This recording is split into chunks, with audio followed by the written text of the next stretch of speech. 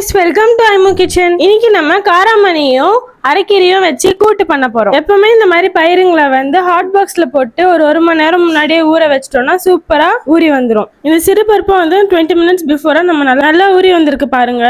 அரைக்கீரையும் நல்லா வாஷ் பண்ணிட்டு பொடிசா நறுக்கி வச்சுட்டோம். இப்போ நம்ம அடுப்பு ஆன் பண்ணிக்கலாம். நான் வந்து குக்கர்ல தான் செய்ய போறேன். எப்பவுமே இந்த கூட்டு ரெசிபில செய்யறப்போ தேங்காய் எண்ணெயில செஞ்சா செம்ம டேஸ்டா இருக்கும். உளுந்து 1 டேபிள் ஸ்பூன் சேர்த்துக்கலாம். இதுல நான் ஒரு 8 to 10 பூண்டு அளவு சேர்த்திருக்கேன். இடிச்சு சேர்த்து நல்லா பூண்டு கலரே வந்து பிரவுனிஷ் கலரா சேஞ்ச் ஆகிற வரைக்கும் நம்ம வதக்கிக்கலாம். காஞ்ச மிளகா 3 சேர்த்துக்கோங்க. கீரை வகைகள் வந்து இந்த சம்மர்ல நிறைய எடுத்துக்கோங்க. ஏன்னா நம்ம உடம்புல இருக்கிற எலக்ட்ரோலைட்ஸை இதுதான் நல்லா பேலன்ஸ் பண்ணும். ஒரு பெரிய வெங்காயம் மீடியம் சைஸ்ல கட் பண்ணி இப்ப நான் சேர்த்துக்கிறேன்.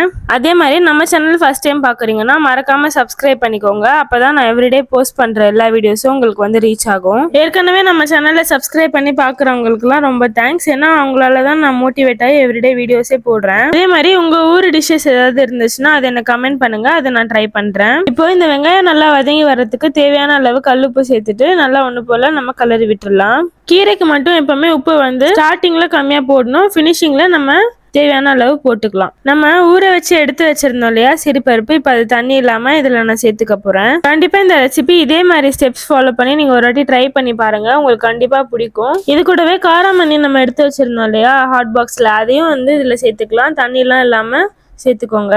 நல்லா கொஞ்சம் வதங்கினதுக்கு அப்புறம் நம்ம பெருங்காயத்தூள் வந்து 1/2 டேபிள் ஸ்பூன் சேர்த்துக்கலாம். இப்போ நம்ம கட் பண்ணி வாஷ் பண்ணி எடுத்துட்டு வந்திருக்க அரைக்கீரையும் இதுல சேர்த்துக்கலாம். இப்போ கீரை எல்லாம் நல்லா சுருங்கி வந்துருச்சு. இதுக்கு மஞ்சத்தூள் 1/2 டேபிள் ஸ்பூன் சேர்த்துக்கோங்க. நல்லா ஒண்ணு போல வதக்கிக்கலாம். இப்போ இந்த மிக்சியில வந்து நம்ம தேங்காய் பச்சை மிளகாலாம் போட்டு அரைச்சு எடுத்துட்டு வந்துட போறோம். அதுலயே சீரகமும் சேர்த்துக்கோங்க.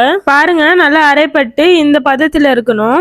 நாம இப்ப இது ஃபுல்லாவே வந்து இந்த கீரையோட நம்ம சேர்த்துக்கலாம். இந்த மாதிரி தேங்காய் வந்து அரைச்சு நம்ம இந்த மாதிரி சேர்க்கிறப்போ நல்லா ரிச்சான ஒரு ஃபிளேவர் கொடுக்கும். இந்த மிக்சியில தண்ணி கொஞ்சம் சேர்த்துட்டு அதையும் இதுல நான் சேர்த்துக்க போறேன். கீரையும் பருப்பு வேகிறதுக்கு மட்டும் நம்ம தண்ணி ஊத்திக்கிட்டா போதும்.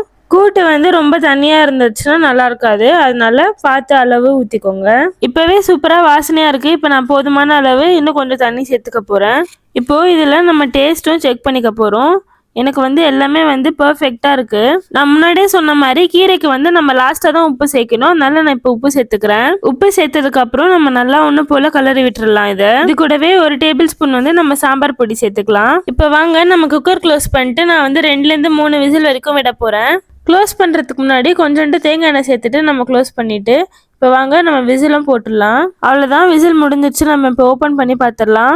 சூப்பரா இருக்குங்க. ஸ்மெல்லே செம்ம கம்மன்னு இருக்கு. இது நல்லா கலரி விட்டுறேன். பாருங்க எப்படி வெந்திருக்குன்ட்டு. இதுல வந்து 1 டேபிள் ஸ்பூன் வந்து நான் மறுபடியும் தேங்காய் எண்ணெய் சேர்த்துக்கிறேன். சேர்த்ததுன்னா இது வந்து சூப்பரா ஸ்மெல் வந்து என்ஹான்ஸ் பண்ணி கொடுக்கும். நல்லா ஒண்ணு போல கலரி விட்டுருங்க. அவ்வளவுதான், நம்மளுடைய காராமணி அரைக்கீரை கூட்டு சூப்பரா ரெடி ஆயிடுச்சு. வாங்க சாப்பிடலாம். தேங்க்ஸ் ஃபார் வாட்சிங். பாய்.